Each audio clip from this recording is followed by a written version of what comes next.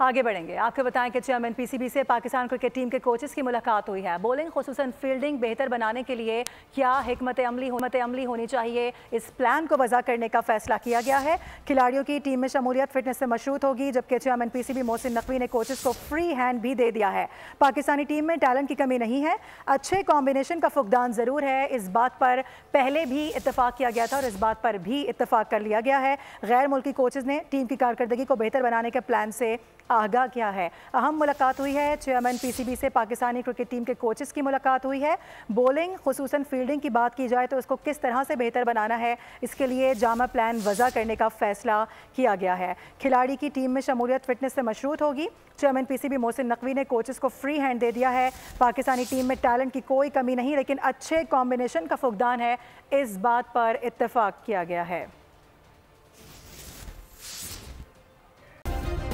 Subscribe करें और bell दबाएं ताकि कोई खबर रह न जाए।